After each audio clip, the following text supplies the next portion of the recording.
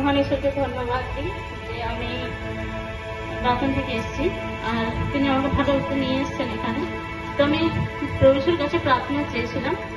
আর আমার বিয়ে হয়েছিল 6-7 বছর, কিন্তু আমার গর্ভে সন্তান আসতো, কিন্তু সেটা নষ্ট হয়ে যেত, থাকতো না। আর বারবার মানে আসতো, মানে এইভাবে আমার 6-7টা সন্তান ওরা ফিরে গেছে, কিন্তু কোনোভাবে কেউ থাকেনি। আর প্রভুকে আমি ধন্যবাদ দিই যে আমাদের পাশের মন্ডলী বইটাতে একবার এই জাগৃত সভা হয়েছিল, পাস্টার বাবু এসেছিলেন, সুশীল বাবু, আর ওখানে আমরা প্রার্থনা চেয়েছিলাম। আর ওই প্রার্থনাতে আমি ফল পেয়েছিলাম এবং আমি আজ প্রভুর সামনে আমি সাক্ষ্য দিতে পারছি। আমার সন্তানকে কোলে নিয়ে আমি এখানে সাক্ষ্য দিতে পেরেছি যে সেই বছরই আমি সন্তানের মা হতে পেরেছি। আমার সন্তান এখন 1.5 বছর, আর তিনি সুস্থ সকালে আসছেন, কোনোভাবে কোনো হানি হয়নি। এবং ডাক্তারও বলেছিল জন্মের সময় যে আমার সন্তান সুস্থ হবে না, অনেক ছোট। আর আমি হয়তো আমার সন্তান মানে সমস্ত কিছু তার কিডনি এবং হাত পা সমস্ত কিছু তার ছোট আছে, সে সুস্থ হতে আরো 2 মাস সময় লাগবে, কারণ আমার সন্তান 8 মাসে হয়েছিল। কিন্তু আমি প্রভুকে ধন্যবাদ দিই, যেদিন আমার সিজারে বাচ্চা হয়েছিল আর সেদিনে আমি ঈশ্বরের কাছে সেই সিজার হওয়ার সময় শুয়ে সে প্রভুর কাছে প্রার্থনা করেছিলাম যে আমি নিজে হতে আমি এই সন্তান আসেনি, কিন্তু আমি প্রার্থনা চেয়েছিলাম, তুমি আমাকে দিয়েছ। আমি বিশ্বাস করি যে এই সন্তান কোনোভাবে অসুস্থ বাচ্চা হবে না। আমি সাক্ষ্য দিতে পারবো যে এই সন্তান সম্পূর্ণ সুস্থতাই হবে এবং আমার পাশেই থাকবে, কোনো সে কাঁচের ঘরে থাকবে না। সত্যি যখন আমি সমস্ত কিছু জানতে পারছি সিজার হচ্ছে, আর সেই সময় যখন সিজার হয় বাচ্চা আর ডাক্তার বললেন যে এই বাচ্চা সম্পূর্ণ সুস্থ আছে, একে কাঁচের ঘরে রাখা সম্ভব না, একে মায়ের সঙ্গেই দিয়ে দাও। আর সেই সম্ভব আমার সঙ্গে আছে। আর আমি কারণ এই সভাতে আমি একটা সকলের কাছে এবং ঈশ্বরের কাছে ক্ষমা চাইছি, বা আমি ভুল করেছিলাম।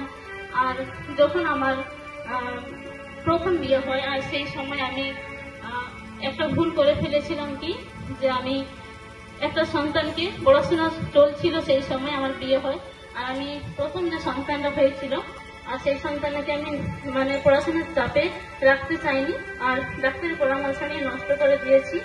আর সেটার জন্য আমি অনেক বড় ঈশ্বরের কাছে মানে ভুল করেছিলাম, পাপ করেছিলাম।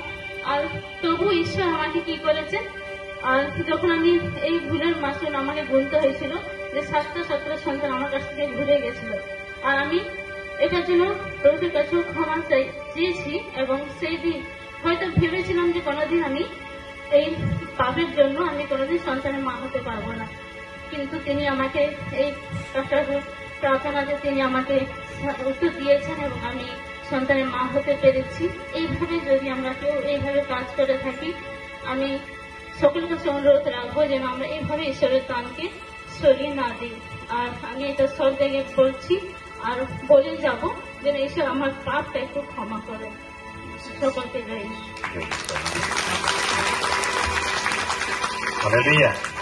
তার জন্য আমি খালি হাতে ঈশ্বরকে ধন্যবাদ দিতে চাইছি না, যতটুকু আমি পেরেছি আমি আমার সামর্থ্য মতো ঈশ্বরকে কিছু দান দিতে চাই।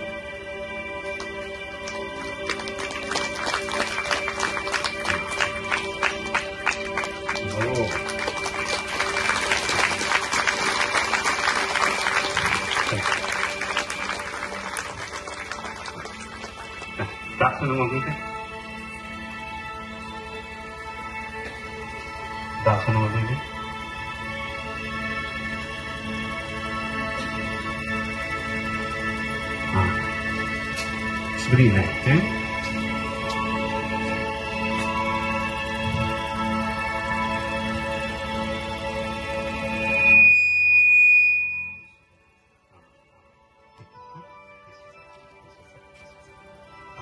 जोरदार की कहती सब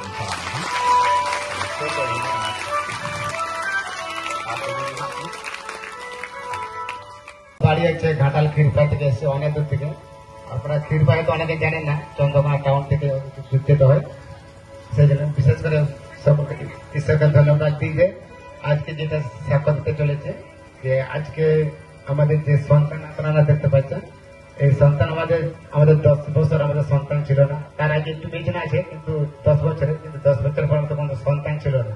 কিন্তু সন্তান ছিল না এই কারণে আমার স্ত্রীর পেটের মধ্যে যে ঘরে বাচ্চা হয় সেগুলো ফুলের ঘরের মধ্যে ঘা হয়ে গেল। এবং আমরা তখন রিপোর্ট করাই, ডাক্তার দেখায়, এবং ডাক্তার বলে অপারেশন না করলে কোনো সন্তান আসবে না। এবং ঈশ্বরের অনুসারে আমরা সেই ডাক্তার কাছে রিপোর্ট করালাম 5,000 টাকা দিয়ে।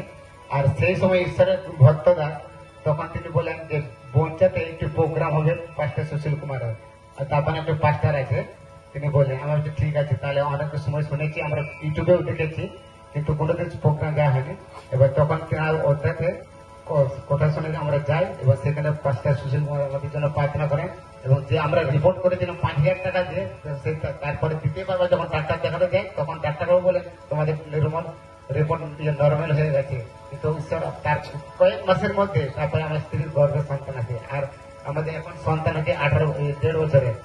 আর নাম থেকে কিন্তু হয় ঈশ্বর আশীর্বাদ। আর এই উদ্দেশ্যে আমাদের সন্তান কিছু